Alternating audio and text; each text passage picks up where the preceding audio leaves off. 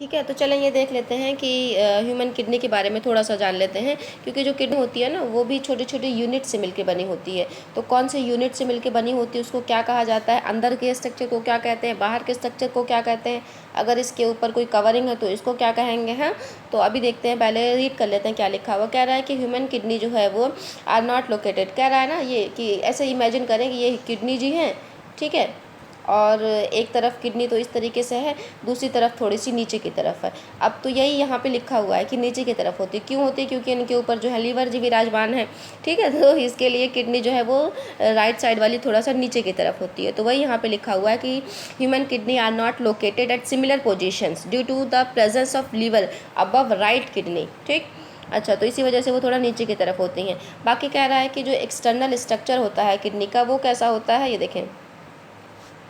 External structure का मतलब क्या हो गया कि जो दोनों किडनी होती है ना वो सराउंड होती है, जैसे कि ये किडनी है, ठीक है, ये चारों तरफ से एक कैप्सूल से सराउंड होते हैं जिसको रीनल कैप्सूल कहा जाता है। ठीक, और जो ये किडनी का, ये देखें, जो ये किडनी का इधर वाला पोर्शन है, यहाँ वाले पोर्शन को क्या कहा जाता है, हाइलम कहा जाता है। हाइलम याद रखिएगा, क्योंकि नीचे जो लिखा रहता है वो सिर्फ हाइलम लिखा रहेगा, पोजीशन नहीं बताएगा। ठीक है, और इनर सरफेस को क्या कहा जाता है, लैटरल सरफेस जो किडनी का होता है, लैटरल किनारे वाला सरफेस वो कॉन्वेक्स होता है और अंदर का तरफ कॉनकेव होता है। कॉन्वेक्स कॉनकेव ये फिजिक्स में आपने पढ़ा होगा किस तरह का स्ट्रक्चर होता है। अच्छा भाई, अब क्या हुआ कि इंटरनल स्ट्रक्चर कैसे होते हैं, तो दो पार्ट में किडनी जी जो है वो डिवाइड होती हैं। एक, जैसे ये किडनी मैंने बना दिया, मैंने कहा कि ये वाला पार्ट अलग है किडनी का और इस वाले पार्ट को दूसरा दो पार्ट में डिवाइड है।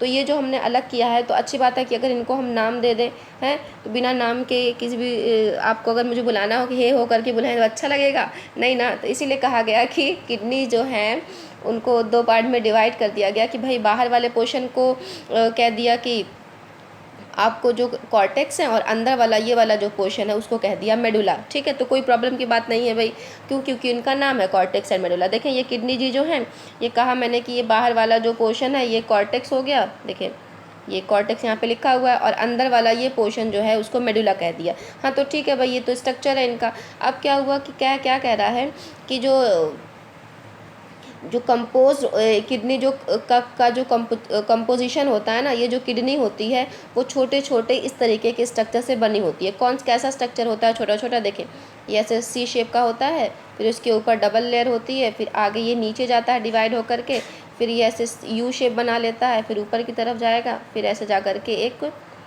पाइप लाइक स्ट्रक्चर में खुल जाता है। यही जो स्ट्रक्चर है इसी से पूरी किडनी बनी होती है। इसी स्ट्रक्चर को कहा जाता है नेफ्रॉन।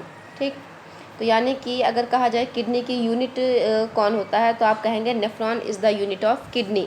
इसी को यूरिनीफेरस ट्यूब्यूल्स भी कहा जाता है। ठीक है, जैसे हमारा घर है तो हमारा घर जो है ईंट से बना हुआ है, एक ईंट हो गई, दो ईंट हो गई, तीन हुई, चार ईंट हो गई। तो जब हमारा घर बन गया तो हमने कहा कि ये हमारा घर बन गया, अब इसकी यूनिट क्या हो गई जिससे ये बना होगा, यानी कि ब्रिक्स इसकी यूनिट है। अब मैं कह रही हूँ ये किडनी है, तो किडनी तो बनी है पहले से ही, मैंने कहा कि इसकी यूनिट क्या है, यानी कि किस चीज़ से मिलके बनी हुई है, तो वो किससे बनी हुई है, ऐसे इस तरीके का एक स्ट्रक्चर है जिससे ये किडनी पूरी बनी होती है। और ये वाला जो पोर्शन है यही यूरेटर में ओपन हो जाता है। ठीक है, तो इस स्ट्रक्चर को क्या कहा जाता है, नेफ्रॉन कहा जाता है।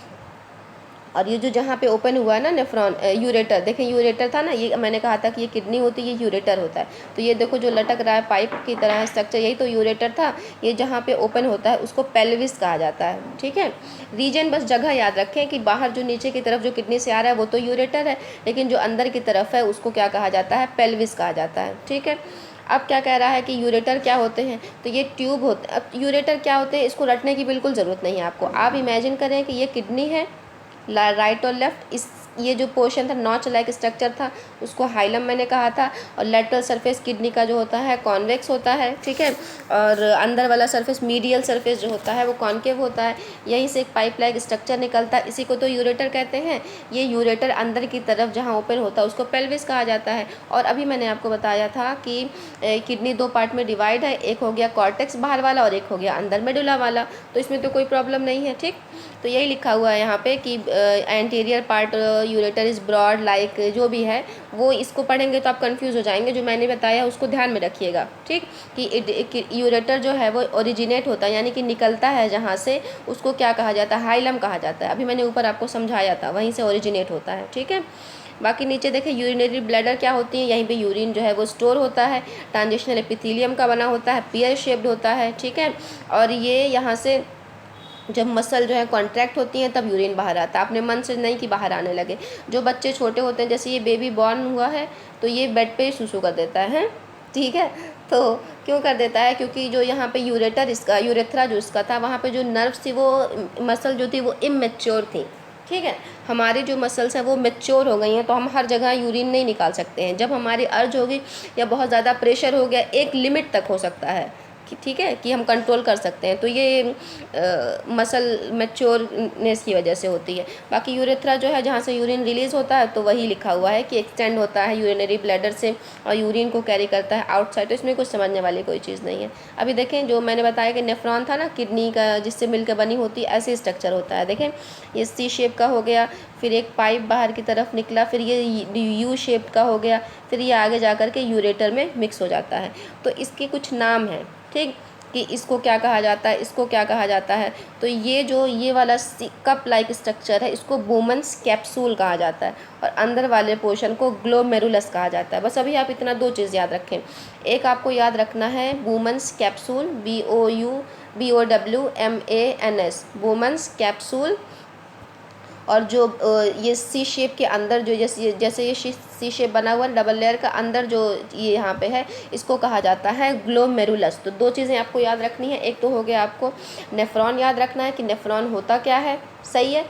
और ये जो यूरेटर है वो कहाँ से ओरिजिनेट होता है, और वुमेन कैप्सूल क्या होता है, और ग्लोमेरुलस क्या होता है, ठीक है। तो मेरे ख्याल में अगर क्लियर नहीं होता है तो मुझसे आप दोबारा पूछ लें। Okay, keep revising and let's make us proud. Okay.